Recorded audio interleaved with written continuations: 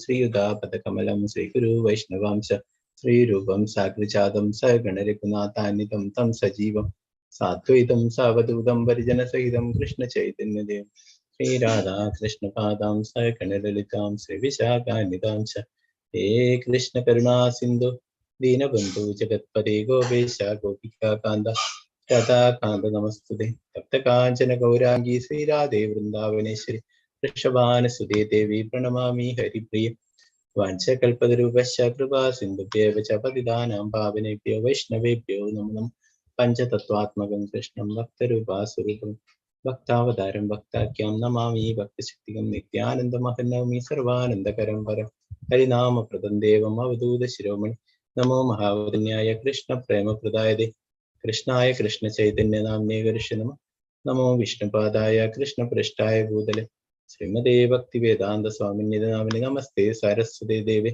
ഗൗരവാണി പ്രചാരണ നിർവിശേഷ ശൂന്യവാദി ആശാത്യദേശധാരണ ജയ ശ്രീകൃഷ്ണ ചൈതന്യ പ്രഭു നിത്യാനന്ദ ശ്രീ അദ്വൈത ഗദാധര ശ്രീവാസാദി ഗൗരഭക്തരും ഹരേ കൃഷ്ണ കൃഷ്ണ കൃഷ്ണ ഹരേ ഹരേ ഹരേ രാമ രാമ രാമ ഹരേ ഹരേ ഗുരുവേ ഗൗരചന്ദ്രായ രാധികായ തഥാ കൃഷ്ണായ കൃഷ്ണഭക്തായ തത്ഭക്തായ നമഃ ശ്രീ പ്രഭുപാദ കി ജയ മഹാരാജ് കി ജയ തായ ഗൗര പ്രമാനന്ദേ ഹരേ ഹരിബോ ഹരേ കൃഷ്ണ. നാളെ ബലരാമ പൂർണിമ, ഭഗവാൻ ബലരാമൻ അവതരിച്ചിട്ടുള്ള ശുഭദിനം. നാളെ ഉച്ചവരെ ഉപവാസമാണ്, 12 മണി വരെ നമുക്ക് ഉപവാസം വ്രതം അനുഷ്ഠിക്കാൻ പറ്റുന്നവരൊക്കെ അതെടുക്കുക. കൂടുതൽ ഭക്തിയുടെ സേവനങ്ങളൊക്കെ ചെയ്യാനായിട്ട് നമുക്ക് കാരുണ്യം കിട്ടും. ബലരാമൻ എന്ന് പറയുന്നത് ആദി ഗുരുവാണ്, എല്ലാ ഗുരുക്കന്മാരുടെയും എല്ലാവരുടെയും ആദി ഗുരുവാണ്. ആ ഗുരു എന്താണ്, ആ ഗുരുതത്വം ബലരാമനാണ്. കലിയുഗത്തിലെ ചൈതന്യ മഹാപ്രഭുവിനോട് നിത്യാനന്ദ പ്രഭുവായിട്ട് ബലരാമൻ തന്നെ അവതരിക്കേണ്ടത് അല്ലെ. അപ്പൊ ആ ഗുരുവിന്റെ അനുഗ്രഹം ഉണ്ടെങ്കിലാണ് നമുക്ക് ഭഗവാനെ ലഭിക്കുന്നല്ലേ. അപ്പൊ ആദി ഗുരു അത് ബലരാമനാണ്. അപ്പോൾ ആ ബലരാമന്റെ കാരുണ്യം നമുക്കൊക്കെ ലഭിക്കാനായിട്ട് നമ്മളൊക്കെ പറ്റുന്നവരൊക്കെ ഉച്ചവരെ വ്രതമെടുക്കുക, ഉപവാസം എടുക്കുക. പറ്റാത്തവർക്ക് ഏകാദശി പോലുള്ള പ്രസാദമൊക്കെ കഴിച്ചിട്ട്, ഏകാദശി പ്രസാദമൊക്കെ കഴിച്ചിട്ട് അങ്ങനെ എടുക്കാൻ പറ്റുന്നവർക്ക് അങ്ങനെ എടുക്കാം. അപ്പോൾ പറ്റുന്ന രീതിയിൽ എല്ലാവരും എടുക്കുക. ഇവിടെ ജയദേവ ഗോസ്വാമിയുടെ ദശാവതാര സ്തോത്രത്തില് ആ ബലരാമന്റെ അവതാരത്തെ കുറിച്ച് ഇവിടെ പറയുന്നു. വഹ ശിവപുഷി വിശദേവസനം ജലതാപം ഹലഹതി ഭീതിമിലിതയമുനാപം കേശവധൃത ഹലധര രൂപ ജയ ജഗദീശ ഹരേ ജയ ജഗദീശ ഹരേ ജയ ജഗദീശ ഹരേ. ബലരാമ അവതാരം കൈകൊണ്ട് കലപ്പ കയ്യിലേന്തി യമുനാ നദിയിലെ ജലം വരണ്ട ഭൂമിയിലേക്ക് ശക്തമായി ഒഴുക്കിയ ജഗദീശനും ശ്രീഹരിയുമായ അല്ലയോ കേശവ, അങ്ങ് വിജയിച്ചാലും. ബലരാമന്റെ കയ്യിലെപ്പോഴും കലപ്പ കാണാൻ സാധിക്കും അല്ലെ. അപ്പോ കൃഷിയുമായിട്ട് ബന്ധപ്പെട്ടിട്ടൊക്കെ നോർത്ത് ഇന്ത്യയിലൊക്കെ ബലരാമനെ ആരാധിക്കുകയൊക്കെ ചെയ്യും. എന്താണ്, ആ കൃഷിയൊക്കെ നല്ല സമൃദ്ധമായിട്ടൊക്കെ നിൽക്കാനായിട്ട് ബലരാമൻ ആ കലപ്പ കൊണ്ട് ഉഴുതുമറിക്കുമെന്നൊക്കെ പറഞ്ഞു. അങ്ങനെ ആ വിശ്വാസത്തിന്റെ പേരിൽ ബലരാമനെ അവരൊക്കെ കൃഷിയൊക്കെ നന്നായിട്ട് വരാനൊക്കെ ആയിട്ട് ബലരാമനെയൊക്കെ ആരാധിക്കുന്നു. അപ്പോ നമ്മുടെ ഹൃദയത്തിലുള്ള ആ മാലിന്യങ്ങളൊക്കെ ബലരാമന്റെ കലപ്പ വെച്ചിട്ട് അങ്ങനെ ഇല്ലാതാക്കിയിട്ട് നമുക്കും ഭഗവാനെ ലഭിക്കും അല്ലെ. അപ്പോ അങ്ങനെയുള്ള ആ ബലരാമന്റെ കാരുണ്യത്തിനായിട്ട് നമുക്കൊക്കെ പ്രാർത്ഥിക്കാം. കൃഷ്ണനാണ് അവതാരി അല്ലെ. ആ കൃഷ്ണനിൽ നിന്നാണ് എല്ലാ അവതാരങ്ങളും ഉണ്ടായിട്ടുള്ളത് അല്ലെ. അപ്പോ ശ്രീകൃഷ്ണ ഭഗവാന്റെ ആദ്യത്തെ വിസ്തരണമാണ് ബലരാമൻ എന്ന് പറയുന്നത്. അതിനെ കുറിച്ചിട്ട് ശ്രീ ചൈതന്യ ചരിതാമൃതത്തിൽ പറയുന്നു. സർവാവതാരി കൃഷ്ണ സ്വയം ഭഗവാൻ തൻഹര ദ്വിതീയ ദേഹേ ശ്രീ ബലരാമ. ഭഗവാൻ ശ്രീകൃഷ്ണൻ അവതാരി, എല്ലാ അവതാരങ്ങളുടെയും ഉറവിടം ആകുന്നു. ബലരാമൻ അവിടുത്തെ ദ്വിതീയ ദേഹമാണ്. ആവർത്തനം ശ്രീല പ്രഭുപാദിക്ക് ജയ്. പരമനിരപേക്ഷ സത്യമായ ശ്രീകൃഷ്ണനാണ് മൂലസ്വരൂപനായ ആദിപുരുഷൻ. അവിടുത്തെ പ്രഥമ വിസ്തരണമാണ് ശ്രീ ബലരാമൻ. ഭഗവാനെ അസംഖ്യം രൂപങ്ങളിൽ വികസിക്കാൻ കഴിയും. അപരിമിതമായ വിഭൂതികളുള്ള രൂപങ്ങളെ സ്വാംശങ്ങളെന്നും പരിമിത വിഭൂതികളുടെ രൂപങ്ങളെ ജീവസത്തകൾ വിഭിന്നാംശങ്ങളെന്നും പറയുന്നു.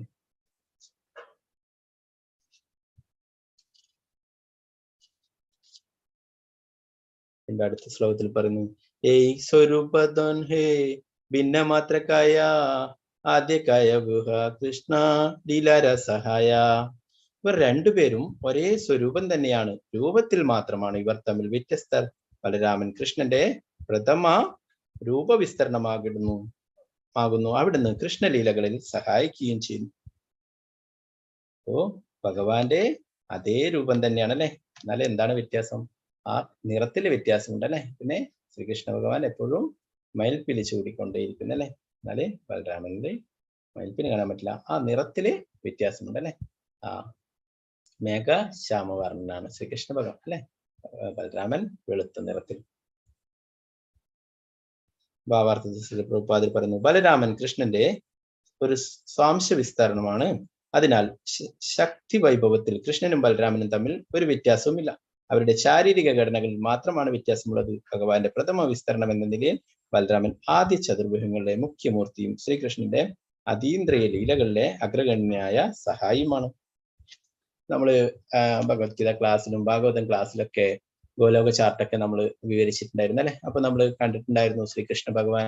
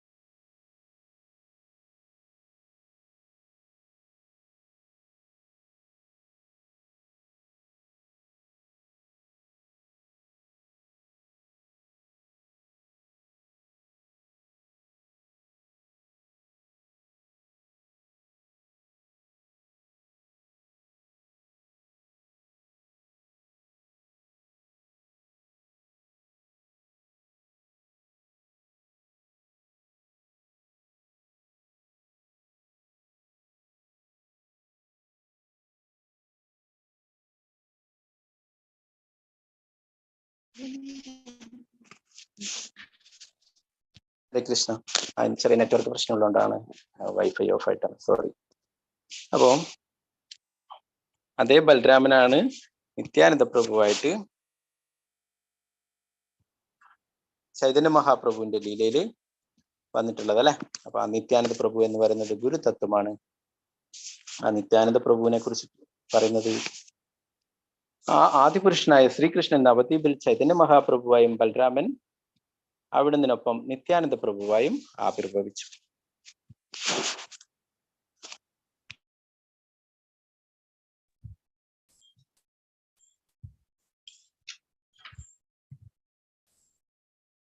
അപ്പൊ അങ്ങനെയുള്ള ആ ബലരാമന്റെ നിത്യാനന്ദ പ്രഭുവിന്റെ കാരുണ്യമുണ്ടെങ്കിൽ നമുക്ക് ഭഗവാനെ ലഭിക്കും അല്ലെ. നമ്മൾ പഠിച്ചു, നമുക്കൊരു ഗുരുവിലൂടെയാണ് ഭഗവാനെ ലഭിക്കുക അല്ലെ. ആദ്യ ഗുരു ബലരാമനാണ്, എന്താണ് നിത്യാനന്ദ പ്രഭുവാണ് അല്ലെ. അപ്പൊ ആ നിത്യാനന്ദ പ്രഭുവിന്റെ കാരുണ്യം നമുക്കുണ്ടാവണം. അതാണ് നമ്മൾ ഭഗവാന്റെ തിരുനാമം ഹരേ കൃഷ്ണ മഹാമന്ത്രം ജപിക്കുന്നതിന്റെ മുന്നേ ഒക്കെ ആയിട്ട് പഞ്ചതത്വ മന്ത്രം ജപിക്കുന്ന അല്ലെ. ജയ ശ്രീ കൃഷ്ണ ചൈതന്യ പ്രഭു നിത്യാനന്ദ ശ്രീ അദ്വൈത ഗദാധര ശ്രീവാസാദി ഗൗര ഭക്തവൃന്ദ എന്നല്ലേ. ആ എന്താണ് നിത്യാനന്ദ പ്രഭുവിനെയും നമ്മൾ സ്മരിക്കണം അല്ലെ. അപ്പൊ ആ നിത്യാനന്ദ പ്രഭുവിന്റെ കാരുണ്യം ഉണ്ടെങ്കിൽ നമുക്ക് വേഗത്തില് ചൈതന്യ മഹാപ്രഭുവിന്റെയും കാരുണ്യം കിട്ടും അല്ലെ. നമ്മള് ജഗായി മതായിയുടെ ഒക്കെ രീതിയിൽ നമ്മൾ പറഞ്ഞിട്ടുണ്ടായിരുന്നു അല്ലെ. ജഗായി മതായിക്ക് കാരുണ്യം ആരാണ് കൊടുത്തത്? നിത്യാനന്ദ പ്രഭുവാണ് കാരുണ്യം കാണിച്ചത് ആദ്യം അല്ലെ. അങ്ങനെയാണ് മഹാപ്രഭുവിന്റെ കാരുണ്യം അവർക്ക് ലഭിക്കുകയുണ്ടായത്. അപ്പൊ നമുക്ക് ബലരാമന്റെ അവതാരത്തെ കുറിച്ച് ലീലകളൊക്കെ നമുക്ക് മനസ്സിലാക്കാനായിട്ട് ശ്രമിക്കാം. പറഞ്ഞു, ലോകത്ത് ദുഷ്ടരാജാക്കന്മാർ പെരുകിയപ്പോൾ ഭൂമി ദേവിക്ക് പൊറുതിമുട്ടി. ദേവി ഒരു പശുവിന്റെ വേഷത്തിൽ പാലാഴിയിൽ പള്ളികൊള്ളുന്ന വിശ്വരക്ഷകനായ വിഷ്ണു ഭഗവാനെ കണ്ടു. സങ്കടമുണർത്തിച്ചു. ഭഗവാൻ ദേവിയെ സമാധാനിപ്പിച്ചു. താനും അനന്തശേഷനും വസുദേവരുടെ പുത്രന്മാരായി ശ്രീകൃഷ്ണൻ, ബലരാമൻ എന്നീ പേരുകളിൽ ഭൂമിയിൽ അവതരിച്ച് ദുഷ്ടനിഗ്രഹം ചെയ്ത് ലോകത്തെ കാത്തുകൊള്ളാമെന്ന് അദ്ദേഹം ഭൂമി ദേവിക്ക് ഉറപ്പ് നൽകിയിട്ടുണ്ട്. ദുഷ്ടന്മാരൊക്കെ ഇങ്ങനെയുള്ള അധർമ്മങ്ങളൊക്കെ പ്രവർത്തിക്കുമ്പോൾ ഭൂമി ദേവിക്ക് സഹിക്കാൻ സാധിക്കുന്നില്ല അല്ലെ. അപ്പൊ അതുകൊണ്ട് തന്നെ ഭൂമി ദേവി ഒരു പശുവിന്റെ രൂപത്തിലാണ് വിഷ്ണു ഭഗവാനെ കാണാനായിട്ട് പോയത് അല്ലെ. അപ്പൊ ആ ഭൂമി ദേവിക്ക് ഉറപ്പ് കൊടുക്കുന്നു അല്ലെ. എന്താണ്? ശ്രീകൃഷ്ണ ഭഗവാനും ബലരാമനുമായിട്ട് ആ വസുദേവരുടെ പുത്രന്മായിട്ട് അവതരിക്കുമെന്നുള്ള ഉറപ്പ് കൊടുക്കുന്നു. അങ്ങനെ ദുഷ്ടന്മാരെയൊക്കെ നിഗ്രഹിക്കും.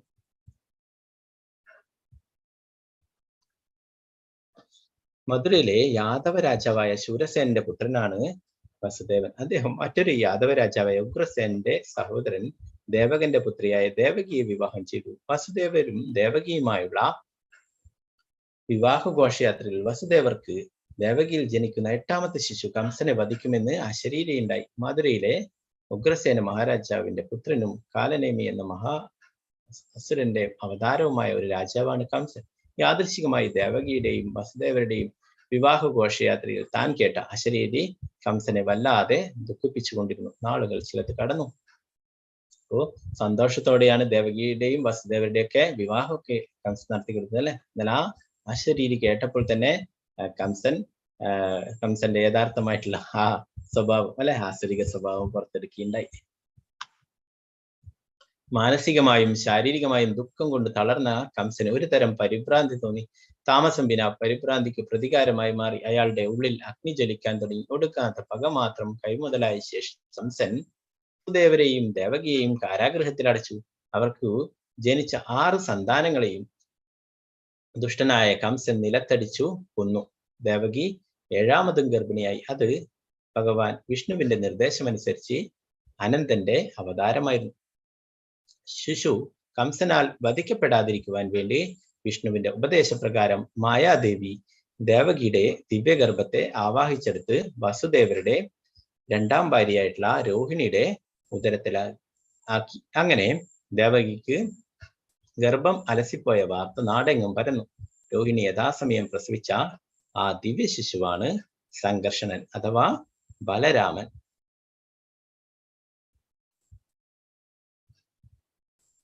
വൃന്ദാവനത്തിലെ ബാലലീലകൾക്ക് ശേഷം കൃഷ്ണ ബലരാമന്മാർ മധുരയിൽ പോവുകയും കുവലയപീഠം, കംസവധം മുതലായ നിർവഹിക്കുകയും ചെയ്തു. അതിനുശേഷം ഉഗ്രസേന രാജാവിനെ മധുരയുടെ രാജാവായി വീണ്ടും വാഴിച്ചതിനു ശേഷം രാജകുമാരന്മാർ നേടുന്ന ഗുരുകുല വിദ്യാഭ്യാസത്തിനായി സാന്ദീപനിയുടെ ആശ്രമത്തിൽ ചേർന്നു. ഇതിനെ കുറിച്ചിട്ട് ആ ബലരാമന്റെ ആദ്യം ദേവകിയുടെ ഗർഭത്തിലാണ് പിറന്നല്ലേ, പിന്നീട് രോഹിണിയുടെ ഗർഭത്തിലേക്ക് മാറ്റുകയുണ്ടായി അല്ലെ. ഇതിനെ കുറിച്ചിട്ട് ശ്രീമദ് ഭാഗവത്തിൽ 10ാമത്തെ സ്കന്ധം 2ാം അധ്യായത്തിൽ 8ാമത്തെ ശ്ലോകത്തിൽ വിവരിക്കുന്നുണ്ട്. ഓം നമോ ഭഗവതേ വാസുദേവായ. ദേവക്യാ ജഡരേ ഗർഭം ശേഷാക്യം ദാമമാമകം തത്സന്നികൃഷു രോഹിണ്യാ ഉദരേ സന്നിവേശയാ. ഭാവാർത്ഥം ശ്രീല പ്രഭുപാദയ്ക്ക് ജയ്. ദേവകിയുടെ ഗർഭത്തിൽ ശേഷൻ അഥവാ സംഘർഷൻ എന്നറിയപ്പെടുന്ന എന്റെ ഭാഗികമായ മുഖ്യ വിസ്തരണമുണ്ട്. ബുദ്ധിമുട്ടില്ലാതെ അവനെ രോഹിണിയുടെ ഗർഭത്തിലേക്ക് മാറ്റി സ്ഥാപിക്കുക. ഇവിടെ ഭഗവാൻ ദേവിക്ക് മായാദേവിക്ക് നിർദ്ദേശം കൊടുക്കുകയാണ്. രോഹിണിയുടെ ഗർഭത്തിലേക്ക് മാറ്റി സ്ഥാപിക്കാനായിട്ട്. ഭാവാർത്ഥത്തിൽ പ്രഭുപാദരെ വിശദമായിട്ട് പറയുന്നു. കൃഷ്ണന്റെ ആദ്യത്തെ മുഖ്യ വിസ്തരണം ബലദേവനാണ്. അദ്ദേഹം ശേഷൻ എന്നും അറിയപ്പെടുന്നു. പരമദിവ്യത്വ പുരുഷന്റെ ശേഷൻ എന്ന ഈ അവതാരം പ്രപഞ്ചത്തെ മുഴുവനും താങ്ങി നിർത്തുന്നു. ശാശ്വതമായി അദ്ദേഹത്തിന്റെ മാതാവ് രോഹിണിയാണ്. ഭഗവാൻ യോഗമായയോട് പറഞ്ഞു, ഞാൻ ദേവകിയുടെ ഗർഭത്തിലേക്ക് പ്രവേശിക്കാനിരിക്കയാൽ ശേഷൻ നേരത്തെ അവിടെ ചെന്ന് എനിക്ക് വസിക്കാനുള്ള ഏർപ്പാടുകളൊക്കെ ചെയ്തു കഴിഞ്ഞു. അപ്പോൾ അദ്ദേഹം ശാശ്വത ധാത്രിയായ രോഹിണിയുടെ ഗർഭത്തിലേക്ക് പ്രവേശിക്കേണ്ടതുണ്ട്. ഇവിടെ ഭഗവാൻ ആദ്യം വരുന്നതിന് മുന്നേ അവിടെ എല്ലാ തയ്യാറെടുപ്പുകളും ചെയ്യാൻ വേണ്ടിയിട്ടാണ് ബലരാമൻ അവിടെ ദേവകിയുടെ ഗർഭത്തിൽ അവതരിച്ചതെന്ന് പറയുന്നത്. ആ ബലരാമൻ 5 രസങ്ങളിലും ഭഗവാന് സേവനങ്ങൾ ചെയ്യുന്നുണ്ട്. ഭഗവാന് വസിക്കാനുള്ള സ്ഥലം ഒരിക്കലും ഒക്കെ ആരാണ്? ബലരാമൻ തന്നെയാണ് അല്ലെ. അതിനെക്കുറിച്ച് നമുക്ക് പിന്നീട് പറയാം. ഇവിടെ ചിലർക്ക് ഒരു സംശയം ഉദിച്ചേക്കാം. നേരത്തെ ഷഡ്ഗർഭന്മാരെന്ന അസുരന്മാർ പ്രവേശിച്ചതായ ദേവകിയുടെ ഗർഭത്തിലേക്ക് സദാ അതീന്ദ്രിയാവസ്ഥയിൽ കഴിയുന്ന പരമദിവ്യത്വ പുരുഷൻ എങ്ങനെ പ്രവേശിക്കും? ഭഗവാന്റെ അതീന്ദ്രിയ ശരീരവും ഷഡ്ഗർഭന്മാരുടേതും തുല്യമാണെന്നാണോ അതിനർത്ഥം? ശ്രീ വിശ്വനാഥ ചക്രവർത്തി ഠാക്കൂർ ഇപ്രകാരം അതിന് ഉത്തരം നൽകുന്നു. ഈ പ്രപഞ്ച സൃഷ്ടിക്കാകമാനം അതിലെ ഓരോ ശകലം ഉൾപ്പെടെ പരമദിവ്യത്വ പുരുഷന്റെ ശക്തിയുടെ പ്രസരണങ്ങളാണ്. അതിനാൽ ഭൗതിക പ്രപഞ്ചത്തിൽ ഭഗവാൻ പ്രവേശിക്കുമ്പോഴും ഭഗവാൻ അപ്രകാരം ചെയ്യുന്നില്ല. ഇത് ഭഗവത്ഗീതയിൽ 9, 4, 5 ശ്ലോകങ്ങളിൽ ഭഗവാൻ തന്നെ വിശദീകരിക്കുന്നു. മായാ തതമിതം സർവം ജഗതവ്യക്തമൂർത്തിന മസ്സാനി സർവഭൂതാനി നചാഹം തേഷവസ്ഥിത നചമസ്താനി ഭൂതാനി പശ്യമേ യോഗമൈശ്വര്യം ഭൂതഭൃന്നച ഭൂതസ്തു മമാത്മാ ഭൂതഭാവനഃ. അവ്യക്തമായ രൂപത്തിൽ ഞാൻ ഈ പ്രപഞ്ചമെമ്പാടും വ്യാപിച്ചു നിൽക്കുന്നു. സർവഭൂതങ്ങളും എന്നിലാണ്. ഞാൻ അവയിലല്ല സ്ഥിതി ചെയ്യുന്നത്. എന്നാലും സൃഷ്ടിജാലങ്ങളൊന്നും എന്നിൽ സ്ഥിതി ചെയ്യുന്നുമില്ല. എന്റെ യോഗപ്രഭാവം നോക്കൂ. സർവഭൂതങ്ങളുടെയും പരിപാലകനും സർവവ്യാപിയാണെങ്കിലും ഞാൻ ഈ പ്രത്യക്ഷ പ്രപഞ്ചത്തിന്റെ ഒരംശമല്ല, മറിച്ച് ഞാനാണ് ഈ പ്രപഞ്ചത്തിന്റെ ഉത്ഭവസ്ഥാനം. സർവം ഗളിത്വം ബ്രഹ്മ, എല്ലാം ബ്രഹ്മത്തിന്റെ പരമദിവ്യത്വ പുരുഷന്റെ വിസ്തരണമാണ്. എന്നിരിക്കലും എല്ലാം ഭഗവാനല്ല. അദ്ദേഹം എല്ലായിടത്തും കാണപ്പെടുന്നുമില്ല. എല്ലാം അദ്ദേഹത്തിൽ സ്ഥിതി ചെയ്യുന്നു, എന്നാൽ സ്ഥിതി ചെയ്യുന്നുമില്ല. ഇക്കാര്യം അചിന്ത്യ ഭേദ അഭേദ തത്വത്തിലൂടെ മാത്രമേ വിശദീകരിക്കാനാവൂ. എന്നിരുന്നാലും ശുദ്ധഭക്തനല്ലാത്ത ഒരാൾക്ക് ഇത്തരം സത്യങ്ങൾ മനസ്സിലാവില്ല. കാരണം ഭഗവാൻ തന്നെ പറയുന്നു, ഭക്ത്യാമാം അഭിജാനാതി യാവാന്യശാസ്മി തത്വതഃ. ഒരുവന് ഭക്തിയുത സേവനം കൊണ്ട് മാത്രമേ പരമദിവ്യത്വ പുരുഷനെ അറിയാൻ കഴിയൂ. സാധാരണ മനുഷ്യർക്ക് ഭഗവാനെ മനസ്സിലാക്കാൻ സാധ്യമല്ലെങ്കിലും ശാസ്ത്രഭജനം അനുസരിച്ച് ഈ തത്വം ഉൾക്കൊള്ളണം അല്ലെ. നമ്മൾ പറഞ്ഞു ഭഗവാന്റെ ലീലകളെ കുറിച്ചും അവതാരങ്ങളെ കുറിച്ചും മഹത്വത്തെ കുറിച്ചൊക്കെ മനസ്സിലാക്കണ്ടെങ്കിൽ ഭക്തന്മാർക്ക് മാത്രമേ സാധിക്കൂ അല്ലെ. നമ്മുടെ ഭൗതികമായിട്ടുള്ള ഇന്ദ്രിയങ്ങൾ വെച്ചിട്ടോ ഭൗതികമായിട്ടുള്ള ജ്ഞാനങ്ങൾ വെച്ചിട്ടോ ഒന്നും ഭഗവാനെ കുറിച്ച് മനസ്സിലാക്കാനായിട്ട് സാധിക്കില്ല അല്ലെ. അത് ശ്രീകൃഷ്ണനാമാതി നാമവിഗ്രാഹിമിന്ദ്രിയ സേവനുപയോഗിച്ചിപ്പാതി സ്വയമേവ സ്ഫുരത്വത്. ഭഗവാന്റെ ഭക്തി സേവനങ്ങൾ ചെയ്തിട്ടാണ് നമുക്ക് ഭഗവാന്റെ നാമം, രൂപം, ലീല, ഗുണങ്ങൾ ഇവയെ കുറിച്ചൊക്കെ മനസ്സിലാക്കാനായിട്ട് സാധിക്കുകയുള്ളൂ അല്ലെ. ഭക്തി സേവനങ്ങള് ആ നാവിൽ നിന്ന് തുടങ്ങണമെന്ന് പറയുന്നത് ഒന്ന് ഭഗവാൻ പ്രസാദം കഴിക്കാവുന്ന ഭഗവാന്റെ തിരുനാമം ജപിക്കുകയും.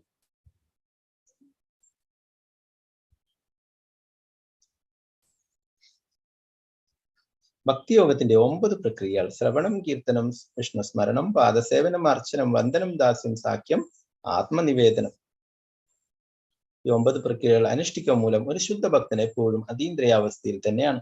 അങ്ങനെ ഭക്തി സേവനത്തിൽ തന്നെ കഴിയുന്ന ഭക്തൻ ഭൗതിക പ്രപഞ്ചത്തിലാണെങ്കിലും ഭൗതിക പ്രപഞ്ചത്തിലല്ല. പക്ഷേ ഭക്തൻ എപ്പോഴും ഞാൻ ഭൗതിക ലോകവുമായി ബന്ധപ്പെട്ടിരിക്കാൻ എത്രയോ പരിഷത്തുകൾ എന്നെ ബാധിക്കാമെന്ന് ഭയപ്പെടുന്നു. അങ്ങനെ സദാ ഭയന്ന് കഴിയുക മൂലം അയാളുടെ ഭൗതിക ബന്ധം ക്രമേണ കുറയുന്നു.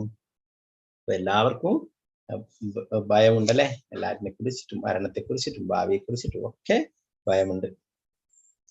പ്രതീകാത്മകമായി ദേവകിയുടെ കംസനെ കുറിച്ചുള്ള ഭയം അവരെ ശുദ്ധീകരിക്കുകയായിരുന്നു. ശുദ്ധ ഭക്തൻ എപ്പോഴും ഭൗതിക ബന്ധങ്ങളെ ഭയപ്പെടണം. അങ്ങനെ ഷഡ്ഗർഭന്മാർ കംസനാൽ കൊല്ലപ്പെട്ടതുപോലെ എല്ലാ ഭൗതിക ബന്ധങ്ങളാകുന്ന അസുരന്മാരും കൊല്ലപ്പെടും. മനസ്സിൽ നിന്നാണ് മരീചി പ്രത്യക്ഷപ്പെടുന്നതെന്നാണ് പറയുന്നത്. മറ്റൊരു വിധത്തിൽ പറഞ്ഞാൽ മരീചി മനസ്സിന്റെ അവതാരമാണ്. മരീചിക്ക് 6 മക്കൾ. കാമ, ക്രോധ, ലോഭ, മോഹ, മത, മാത്സര്യങ്ങൾ ഭഗവാൻ ശുദ്ധ ഭക്തിയുത സേവനത്തിൽ പ്രത്യക്ഷപ്പെടുന്നു. ഇക്കാര്യങ്ങൾ വേദങ്ങൾ സ്ഥിരീകരിക്കുന്നു. ഭക്തി രേവൈന്യം ദർശയതി. ഭക്തി കൊണ്ട് മാത്രമേ പരമദിവ്യോത്തമ പുരുഷനുമായി ബന്ധപ്പെടാൻ പറ്റുകയുള്ളൂ. പരമദിവ്യോത്തമ പുരുഷൻ ദേവകിയുടെ ഗർഭത്തിൽ നിന്നും പ്രത്യക്ഷപ്പെടുന്നു. അതിനാൽ ദേവകി ഭക്തിയെ പ്രതിനിധീകരിക്കുന്നു. സംസാര ഭയത്തെയാണ് കംസൻ പ്രതീകവൽക്കരിക്കുന്നത്. ശുദ്ധ ഭക്തൻ സദാ ഭൗതിക ബന്ധത്തെ ഭയപ്പെടുമ്പോൾ അയാളുടെ ഭക്തിയുടെ ശരിയായ നിലവാരം പ്രകടമാവുന്നു. സ്വാഭാവികമായും അയാൾ ഭൗതിക സുഖങ്ങളിൽ തൽപരനല്ലാതായിത്തീരുന്നു. മരീചിയുടെ 6 മക്കളും ഈ ഭയത്താൽ കൊല്ലപ്പെട്ട് ഒരാൾ ഭൗതിക മാലിന്യത്തിൽ നിന്നും മുക്തനാവുമ്പോൾ ഭക്തിയുടെ ഉദരത്തിൽ പരമദിവ്യോത്തമ പുരുഷൻ പ്രത്യക്ഷനാകുന്നു. അങ്ങനെ ദേവകിയുടെ 7ാമത്തെ ഗർഭം പരമപുരുഷന്റെ വരവിനെ സൂചിപ്പിക്കുന്നു. കാമക്രോധ ലോഭ മോഹ മത മത്സര്യാദികളായ 6 പുത്രന്മാർ വധിക്കപ്പെട്ട ശേഷൻ ഭഗവാന്റെ ആഗമനത്തിനെ പറ്റി അന്തരീക്ഷം സജ്ജമാക്കുന്നു.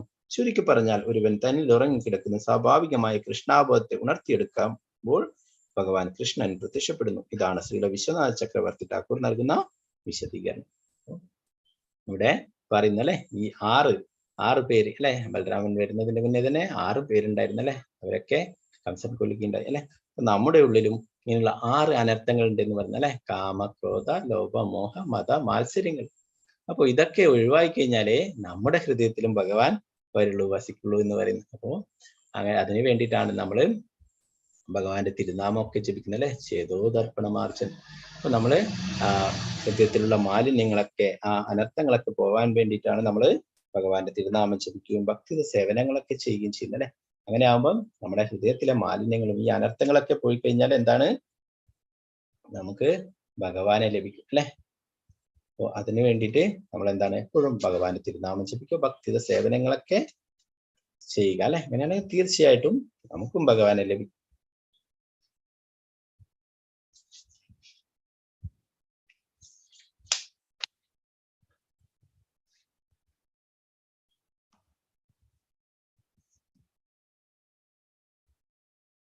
ഇവിടെ പറയുന്നു, കംസന്റെ വധത്തിന് പ്രതികാരം ചെയ്യാനായി സൈന്യവുമായി പുറപ്പെട്ടു വന്ന ജരാസന്ധനിൽ നിന്നും മധുരവാസികളെ സംരക്ഷിക്കുന്നതിനായി കൃഷ്ണ ബലരാമന്മാർ സമുദ്രത്തിന് മധ്യേ ദ്വാരക എന്ന അതിമനോഹരവും അത്ഭുതകരവുമായ ദ്വീപ് സൃഷ്ടിച്ചു. കണ്ണടച്ച് തുറക്കുന്ന സമയത്തിനുള്ളിൽ അവിടെയുള്ളവരെയൊക്കെ മധുരയിൽ നിന്നും ദ്വാരകയിലേക്ക് മാറ്റുകയുണ്ടായി. ബലരാമൻ എല്ലാ തരത്തിലും സേവനങ്ങൾ ചെയ്യുന്നതിനെ കുറിച്ച് പറയാം.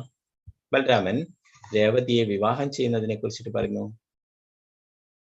കൃതയുഗത്തിൽ അഥവാ സത്യയുഗത്തിൽ രേവതൻ എന്ന രാജാവ് കടൽ തീരത്തുള്ള ദ്വാരവതി എന്ന രാജ്യത്തെ ആണ്ടുവന്നിരുന്നു.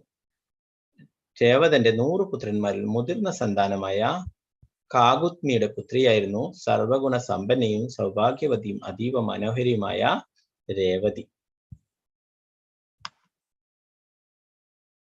തന്റെ പുത്രിയുടെ അഭൗമ്യമായ ഗുണങ്ങൾക്കും അഴകിനും അനുയോജ്യമായ ഗുണങ്ങളുള്ള ഒരു വരനെ ഭൂമിയിലും ഉന്നത ഗ്രഹങ്ങളിലും കണ്ടെത്താൻ കഴിയാത്തതിനാൽ കാകുത്മി അതീവ ദുഃഖിതയായി. അതിനാൽ തന്റെ പുത്രിക്ക് അനുയോജ്യനായ വരൻ ആരെന്ന് അറിയുവാനായി അദ്ദേഹം തന്റെ പുത്രിയോടൊപ്പം ബ്രഹ്മലോകത്തിലേക്ക് ഗമിച്ചു. ഈ രാജാവിനെ പുത്രിയെ വിവാഹം കഴിച്ചു കൊടുക്കാനായിട്ട് അനുയോജ്യനായിട്ടുള്ള ആളെ ആരാണെന്ന് അറിയാനായിട്ട് ബ്രഹ്മാവിന്റെ അടുത്തേക്ക് പോവുകയുണ്ടായി. ആ സമയത്തിൽ ബ്രഹ്മദേവൻ ധ്യാനത്തിൽ അമർന്നിരുന്നതിനാൽ അവിടെ 20 നിമിഷത്തോളം അദ്ദേഹം പ്രതീക്ഷിച്ചിരിക്കേണ്ടതായി വന്നു. ബ്രഹ്മലോകത്തിലെ 20 നിമിഷം എന്നാൽ അത് ഈ ഭൂലോകത്തിൽ അനവധി യുഗങ്ങൾക്ക് സമമാണ്.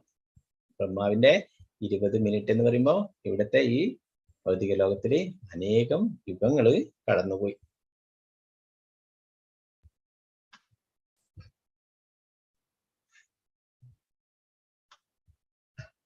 തത്സമയം ഭൂലോകത്തിൽ വൈവസ്വത മന്വന്തരത്തിന്റെ 28ാമത്തെ മഹായുഗത്തിന്റെ ദ്വാപരയുഗം നടന്നുകൊണ്ടിരിക്കുന്നു. ധ്യാനം കഴിഞ്ഞു വന്ന ബ്രഹ്മദേവനോട് കാകുത്മി തന്റെ ആഗമനോദ്ദേശം അറിയിച്ചു. ഇത് ശ്രവിച്ച ബ്രഹ്മദേവൻ ധ്യാനത്തിൽ അമർന്ന ഈ സമയത്തിനുള്ളിൽ ഭൂലോകത്തിൽ അനവധി യുഗങ്ങൾ കഴിഞ്ഞുപോയെന്നും തത്സമയം ദ്വാപരയുഗമാണ് നടന്നുകൊണ്ടിരിക്കുന്നതെന്നും അരുളി ചെയ്തു. ഇതറിഞ്ഞ ആശങ്കയിലാണ്ട കാകുത്നിയെ സമാധാനിപ്പിച്ചുകൊണ്ട് അദ്ദേഹം ഇപ്രകാരം പറഞ്ഞു. അപ്പോ സത്യയുഗത്തിലാണ് പോയിട്ടുള്ളത് അല്ലെ. അതൊക്കെ കഴിഞ്ഞിട്ട് ഇവിടേക്ക് വരാനാകുമ്പോഴേക്ക് ദ്വാപരയുഗമായി. ഈ സമയം ദ്വാരകയെ ആണ്ടുകൊണ്ടിരിക്കുന്നത് പരമദിവ്യത്വം കൃഷ്ണനും അദ്ദേഹത്തിന്റെ സഹോദരനും ബലരാമനുമാണ്. അങ്ങയുടെ പുത്രിക്ക് ഏറ്റവും അനുയോജ്യമായ ഗുണങ്ങളോട് കൂടിയ ഒരേ ഒരാൾ ആദിശേഷനായ ആ ബലരാമന് മാത്രമാണ്. അതിനാൽ അങ്ങയുടെ ഗുണശീലയായ ഈ പുത്രിയെ ഭഗവാൻ ബലരാമനെ സമർപ്പിക്കൂ. ബ്രഹ്മാവ് ഉപദേശങ്ങൾ കൊടുത്തു അല്ലെ ബലരാമന് വിവാഹം കഴിച്ചു കൊടുക്കാനായിട്ട്. ബ്രഹ്മദേവന്റെ വാക്കുകൾ ശിരസാവഹിച്ച് കാകുത്നി തന്റെ പുത്രി രേവതിയോടൊപ്പം ഭൂലോകത്തിൽ തിരിച്ചു വന്നു. അപ്പോൾ മനുഷ്യ സമുദായം ആകെ ദ്വാപരയുഗത്തിന് അനുയോജ്യമായി വലുപ്പത്തിൽ വളരെ ചെറുതായിരിക്കും എന്നത് കാകുത്നി ദർശിച്ചു. അവരെ അപേക്ഷിച്ച് നോക്കുമ്പോൾ കാകുത്നിയും രേവതിയും രാക്ഷസ സമാനമായ വലുപ്പം ഉള്ളവരായിരുന്നു. ഓരോ യുഗത്തിലുള്ള ആൾക്കാരുടെ വലുപ്പവും അവരുടെ ആയുസ്സും ഒക്കെ കൂടുതലായിരുന്നു അല്ലെ. സത്യയുഗത്തിലുള്ളവരുടെ ആയുസ് നമ്മൾ പഠിച്ചു ലക്ഷക്കണക്കിന് വർഷങ്ങളായിരുന്നു അല്ലെ. അപ്പൊ അവരുടെ രൂപവും അത്രയും ഭയാനകമായിട്ടുള്ള വലിയ രൂപമായിരുന്നു അല്ലെ.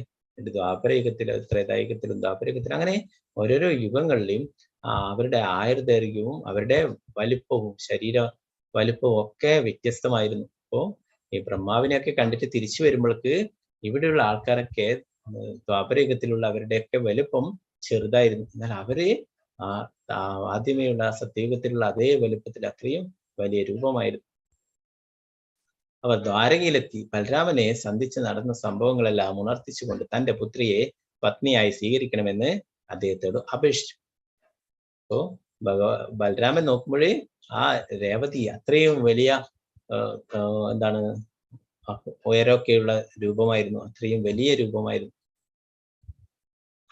ഭഗവാൻ ബലരാമൻ തന്റെ കലപ്പ ഉപയോഗിച്ച് രേവതിയുടെ ശിരസിൽ സ്പർശിച്ചു താഴേക്ക് വലിച്ച് അവളുടെ രാക്ഷസീയമായ വലിപ്പം കുറച്ച് കാലത്തിനനുസരിച്ചുള്ളതാക്കി മാറ്റി. അതിനുശേഷം അതീവ ഗംഭീരമായി രേവതിയും ബലരാമനും തമ്മിലുള്ള വിവാഹം നടന്നു.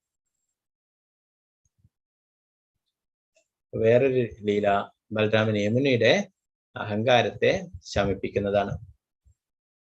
ഒരിക്കൽ ബലരാമൻ നീരാടുന്നതിനായി യമുനാ നദിയെ അരികിലേക്ക് വിളിച്ചു. എന്നാൽ അത് അനുസരിക്കാതിരുന്ന യമുനാ നദിയെ തന്റെ കലപ്പ കൊണ്ട് ചീറ്റി 100 കണക്കിന് കൈവഴികളായി പിരിച്ചു. ഭയന്നുപോയ യമുനാ നദി ഭഗവാനെ ശരണാഗതി അടഞ്ഞു.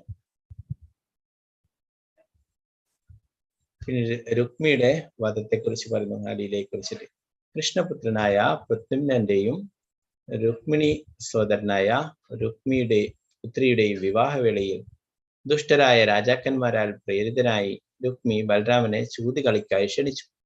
ചൂതുകളിയിൽ കാപട്യം കാണിക്കുന്നതിൽ സമർത്ഥനായ രുക്മി ബലരാമന്റെ വിജയത്തെ നിഷേധിച്ചു. അതോടൊപ്പം വളരെ നിന്ദ്യമായ രീതിയിൽ അദ്ദേഹത്തെ അപഹസിച്ചു. എന്നാൽ ആ സമയത്ത് ആകാശത്തിൽ നിന്നും ബലരാമൻ ആണ് യഥാർത്ഥ വിജയി എന്നൊരു അശരീരി ഉണ്ടായി. അപ്പോ അവിടെയുള്ള സദസ്സിൽ വെച്ചിട്ട് ബലരാമനെ അപമാനിക്കുകയുണ്ടായി. നിങ്ങളൊക്കെ ഗോക്കളെ മേയ്ക്കുന്നവരാണ്, പശുക്കളെയൊക്കെ പരിപാലിക്കുന്നവർ. നിങ്ങൾക്ക് പറഞ്ഞിട്ടുള്ളത് പശുക്കളെയൊക്കെ മേയ്ക്കുക, അവരെയൊക്കെ പരിപാലിക്കുക. ഇത് ക്ഷത്രിയർക്ക് പറഞ്ഞിട്ടുള്ളതാണ് ഈ ചൂതുകളിയൊക്കെ എന്നൊക്കെ പറഞ്ഞിട്ട് അങ്ങനെ ബലരാമനെ അത്രയും അവഹേളിക്കുകയുണ്ടായി, അപമാനിക്കുകയുണ്ടായി. അല്ലെ യഥാർത്ഥത്തില് വിജയി ആരാണ്? ബലരാമൻ തന്നെയാണ്. അശരീരിയും ഉണ്ടായി അല്ലെ. മറ്റുള്ളവർക്കെല്ലാം യഥാർത്ഥത്തിൽ അറിയാം, എന്നാൽ അവരൊക്കെ രുക്മിയുടെ ഭാഗത്തായതുകൊണ്ട് രുക്മിയാണ് വിജയിച്ചത് എന്ന് പറയുകയുണ്ടായി. എന്നാൽ ഇതിനെയും നിരാകരിച്ച രുക്മി വീണ്ടും അദ്ദേഹത്തെ പരിഹസിച്ചു. അതുവരെയും തന്റെ കോപത്തെ വളരെ ശ്രമപ്പെട്ട് അടക്കിയിരുന്ന ബലരാമൻ കോപാന്തനായി തന്റെ ഗദയാൽ രുക്മിയെ വധിച്ചു. ചൂതുകളിയുടെ വേളയിൽ രുക്മിയുടെ പക്ഷം ചേർന്ന തന്നെ പരിഹസിച്ചവരെല്ലാം അദ്ദേഹം കണക്കിന് പ്രഹരിച്ചു. ഭയന്ന രാജാക്കന്മാരെല്ലാം അവിടം വിട്ട് പലായനം ചെയ്തു. അങ്ങനെ ആ രുക്മിയെ വധിക്കുകയും ആ രുക്മിയുടെ സുഹൃത്തുക്കളായിട്ടുള്ള അവരൊക്കെ മർദ്ദിക്കുകയൊക്കെ ചെയ്യുകയുണ്ടായി. പിന്നെ വേറൊരു ലീല ബലരാമൻ സാമ്പനെ ബന്ധവിമുക്തനാക്കുന്നതിനെ കുറിച്ചിട്ടാണ്.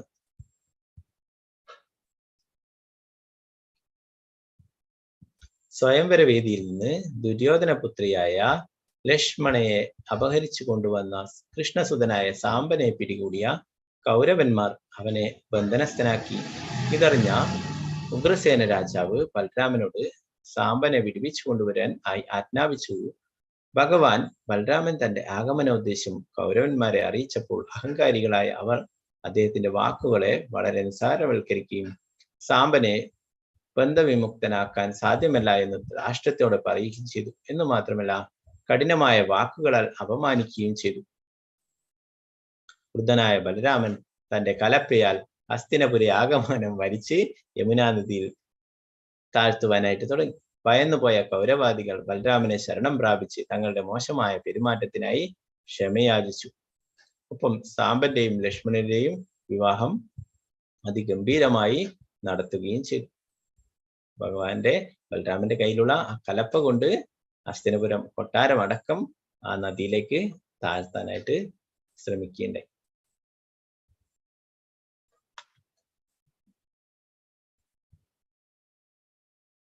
പിന്നെ ബലരാമൻ ധേനുകാസുരനെയൊക്കെ വധിക്കേണ്ട അതിനെ കുറിച്ചിട്ട് പറയുന്നു. കൃഷ്ണനും ബലരാമനും പല അസുരന്മാരെ വധിച്ചു. ഓരോ അസുരനും നമ്മുടെ ഉള്ളിൽ വസിക്കുന്ന ആസുരിക ഗുണങ്ങളെയും അനർത്ഥങ്ങളെയും സൂചിപ്പിക്കുന്നു. കൃഷ്ണ ബലരാമന്മാരുടെ അസുരവധം കേൾക്കുമ്പോൾ പടിപടിയായി നമ്മുടെ ഉള്ളിലുള്ള ആസുരിക ഗുണങ്ങൾ മാഞ്ഞു പോകുന്നു. ധേനുകാസുരൻ, പ്രലംബാസുരൻ, ദ്വിവിധ വാനരൻ മുതലായവരെ ബലരാമൻ വധിച്ച അത്ഭുതകരമായ തന്റെ ലീലകൾ നടത്തി. ധേനുകാസുരൻ നമ്മുടെ ഉള്ളിൽ കുടികൊണ്ടിരിക്കുന്ന സ്ഥൂലമായ ഭൗതിക ജ്ഞാനത്തെയും ആത്മീയ ജ്ഞാനത്തെക്കുറിച്ചുള്ള ഒരുവന്റെ അജ്ഞതയും, പ്രലംബാസുരൻ കാമതൃഷ്ണകളെയും പദവിയും പ്രശസ്തിയും നേടുവാനുള്ള ഇച്ഛയെയും, ദ്വിവിധൻ സാധുക്കളെ നിന്ദിക്കുന്ന പ്രവണതയെയും സൂചിപ്പിക്കുന്നു. ബലരാമന്റെ ഈ ലീലകൾ തുടർന്ന് കേൾക്കുന്നതോടൊപ്പം ഈ ആസുരിക ഗുണങ്ങൾ ഇല്ലാതാക്കാനും നാം ശ്രമിക്കണമെന്ന് ഭക്തി വിനോദ് ഠാക്കൂർ തന്റെ ചൈതന്യ ശിഷ്യാമൃതത്തിന്റെ ഭാവാർത്ഥത്തിൽ വിശദീകരിക്കുന്നു.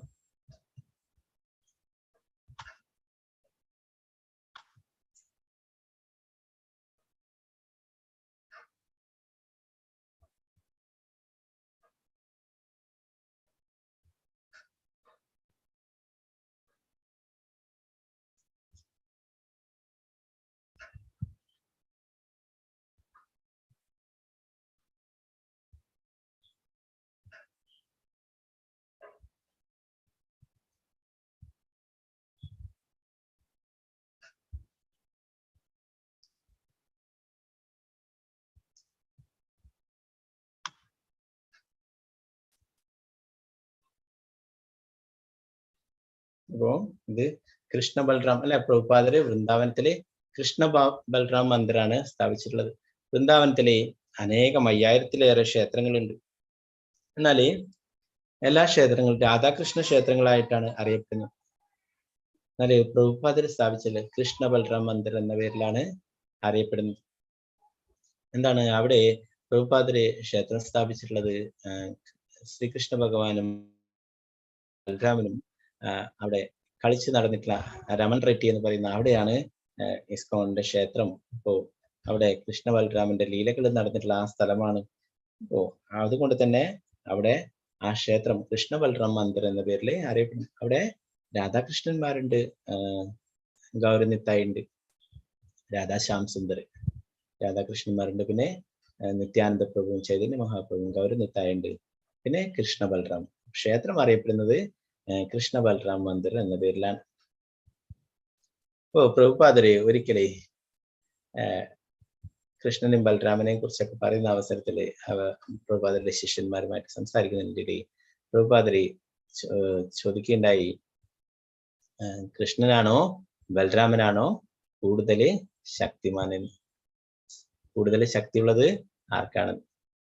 അപ്പോ എന്താണ് എല്ലാവരും പറഞ്ഞു ബലരാമനാണ് ജ്യേഷ്ഠൻ, ബലരാമൻ എന്ന് പറയുന്ന അത്രയും ശക്തിയുള്ളത് കൊണ്ടാണ് എന്നൊക്കെ പറയുകയുണ്ടായി. പ്രഭുപാദരി ചിരിച്ചുകൊണ്ട് പറഞ്ഞു, എന്നാല്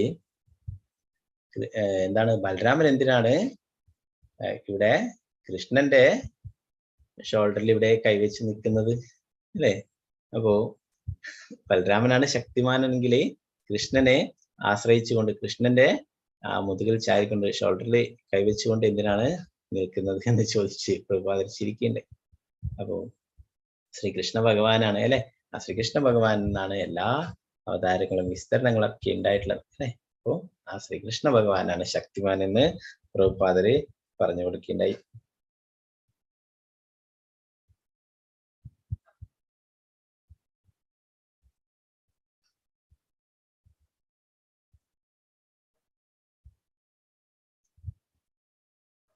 ഇപ്പൊ അഞ്ച് വിധത്തില് ബലരാമൻ 5 രസങ്ങളിലും ഭഗവാനെ സേവിക്കുന്നുണ്ട്. വാത്സല്യ രസത്തില് ജ്യേഷ്ഠനായിട്ട് അല്ലെ. അപ്പോ ബലരാമനെ അറിയപ്പെടുക വ്രജവാസികളൊക്കെ വിളിക്കുക ദാവുജി എന്നാണ് വിളിക്കുക. ദാവുജി. കനയ്യ എന്ന് കൃഷ്ണനെ വിളിക്കും, ബലരാമനെ ദാവുജി എന്ന് വിളിക്കും. ജ്യേഷ്ഠൻ എന്നുള്ള എന്താണ് ആ മുതിർന്ന സഹോദരൻ എന്നുള്ള അർത്ഥത്തില് ദാവുജി എന്ന് വിളിക്കും. അപ്പോ വാത്സല്യ രസത്തില് ദാവുജി ആയിട്ട് ഒരു മൂത്ത ജ്യേഷ്ഠനായിട്ട് എല്ലാ കാര്യങ്ങളും നോക്കുന്നു. എന്തെങ്കിലും അപകടം സംഭവിക്കും അങ്ങനെ എല്ലായ്പ്പോഴും ഒരു ശ്രദ്ധ എല്ലായ്പ്പോഴും വെക്കും അല്ലെ. അതുകൊണ്ട് തന്നെയാണ് മണ്ണ് വാരി തിന്നപ്പോഴൊക്കെ ബലരാമനാണ് പോയിട്ട് യശോദമ്മയോട് പറഞ്ഞിട്ടുണ്ടായിരുന്നത് അല്ലെ. എന്താണ് കൃഷ്ണൻ മണ്ണ് വാരി തിന്നുകയുണ്ടായി എന്ന് പറഞ്ഞല്ലേ. അപ്പോൾ യശോദാമ്മ വന്ന് ചോദിച്ചപ്പോഴെന്താ പറഞ്ഞേ? ഇല്ല, എന്റെ ഏട്ടൻ വെറുതെ കളവ് പറയുന്നതാണ്, ഞാൻ മണ്ണൊന്നും തിന്നില്ല എന്ന് പറയുകയുണ്ടായി അല്ലെ. അപ്പൊ അങ്ങനെയാണ് ആ യശോദാമ്മ വായിൽ നോക്കുകയും അല്ലെ ആ ബ്രഹ്മാണ്ടങ്ങൾ മുഴുവനും കാണാൻ സാധിച്ചു. ആ മണ്ണിന് പകരം എല്ലാ ദേവീദേവന്മാരും എല്ലാ ബ്രഹ്മാണ്ടങ്ങളും എല്ലാറ്റിനെയും അഖിലാണ്ട കോടി ബ്രഹ്മാണ്ട നായകൻ എന്ന് പറയും അല്ലെ. അപ്പൊ ആ കോടിക്കണക്കിന് ബ്രഹ്മാണ്ടങ്ങൾ എല്ലാം കാണാൻ സാധിച്ചു അല്ലെ. യശോദാമ്മയെയും കാണാൻ സാധിച്ചു. അങ്ങനെ യശോദാമ്മ അവിടെ അതൊക്കെ കണ്ടിട്ട് ബോധാവസ്ഥയിലായി അല്ലെ. ഭഗവാൻ എന്നാലേ പിന്നീട് യശോദാമ്മക്ക് ആ ഓർമ്മ കൊടുത്തില്ല. എന്താണ് യശോദാമ്മ വാത്സല്യ രസത്തിലാണ്, വാത്സല്യ ഭാവത്തിലാണ്, ഒരു കൊച്ചു കുട്ടിയായിട്ട് അല്ലെ തന്റെ മകനായിട്ടാണ് കാണുന്നത് ശ്രീകൃഷ്ണ ഭഗവാൻ അല്ലെ. അപ്പൊ വൃന്ദാവനവാസികളും എന്താണ് അവിടെയുള്ള കൃഷ്ണന്റെ കൂട്ടുകാരും ഒക്കെ അങ്ങനെ തന്നെയായിരുന്നു. അവരൊന്നും ഒരിക്കലും ഭഗവാനാണെന്ന് പറഞ്ഞിട്ട് അവരോടൊക്കെ നിന്റെ സുഹൃത്ത് ഭഗവാനാണെന്ന്, എന്റെ സുഹൃത്ത് ഭഗവാനോ എന്ന് പറഞ്ഞിട്ട് അവരൊക്കെ ചിരിക്കുമായിരുന്നു. എന്താണ് അവർ വിശ്വസിക്കുന്നില്ല. അവർക്കൊക്കെ ഒരു കൂട്ടുകാരനാണ്, കളിക്കൂട്ടുകാരനാണ് അല്ലെ. അവരത്രയും സ്നേഹത്തോടെ ശ്രീകൃഷ്ണനെ അത്രയും സ്നേഹിക്കുന്നു സുഹൃത്തായിട്ട്. ഇവിടെ ബലരാമൻ വാത്സല്യ രസത്തില് ദാവുജിയായിട്ടും മൂത്ത സഹോദരനായിട്ടും പിന്നെ മാധുര്യ രസത്തില് അനങ്കമഞ്ജരിയായിട്ടും സേവനങ്ങൾ ചെയ്യുന്നു. പിന്നീട് ശാന്തരസത്തില് എല്ലാമായിട്ട് ഒന്ന് ഭഗവാന്റെ ധാമം വൃന്ദാവനം അതൊക്കെ ബലരാമന്റെ വിസ്തരണം എന്നാണ്. പിന്നീട് വസതിയായിട്ടും കിടക്കയായിട്ടും ഇരിപ്പിടമായിട്ടും തലയിണയായിട്ടും ചാമരമായിട്ട് വസ്ത്രമായിട്ടും ആഭരണങ്ങളായിട്ടും പാതുകമായിട്ട് കുടയായിട്ട് പൂണൂലായിട്ട് കിരീടമായിട്ട് ഓടക്കുഴലായിട്ട് ഇങ്ങനെയൊക്കെ ശാന്തരസത്തില് സേവനങ്ങൾ ചെയ്യുന്നു. ദാസ്യരസത്തിലും അനന്തശേഷനായിട്ടും പിന്നീട് ശ്രീകൃഷ്ണ ഭഗവാനെ ഇങ്ങനെ എന്താണ് അവിടെ ക്ഷീണിച്ചിട്ടൊക്കെ കിടക്കുകയോ ഇരിക്കുകയൊക്കെ ചെയ്യുമ്പോൾ കാലൊക്കെ മസാജ് ചെയ്ത് കൊടുക്കും ബലരാമൻ. അപ്പൊ അങ്ങനെയുള്ള ഇതിലൊക്കെ ദാസ്യരസത്തിലും ചെയ്യുന്നു. പിന്നെ സാഖ്യരസത്തിലും ഒരു സുഹൃത്തായിട്ട് ഒന്നിച്ച് കളിക്കുകയും അല്ലെ മറ്റുള്ള വെള്ളം മോഷ്ടിക്കലും അങ്ങനെയുള്ള എല്ലാ വികൃതികളൊക്കെ ഒപ്പിക്കുകയും ഒക്കെ ചെയ്യുന്ന ഒരു സുഹൃത്തായിട്ട് അങ്ങനെ എല്ലാ 5 രസങ്ങളിലും ഭഗവാനെ സേവനങ്ങള് ചെയ്യുകയുണ്ടായി ബലരാമൻ.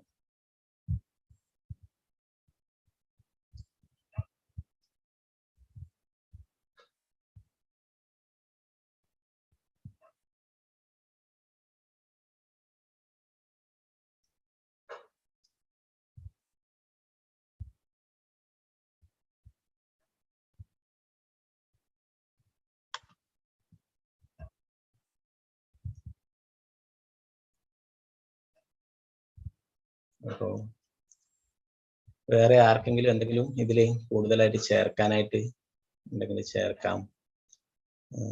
അപ്പൊ നാളെ എല്ലാവരും ഉച്ചവരെ ഉപവാസം അനുഷ്ഠിക്കുക പറ്റുന്നവരൊക്കെ.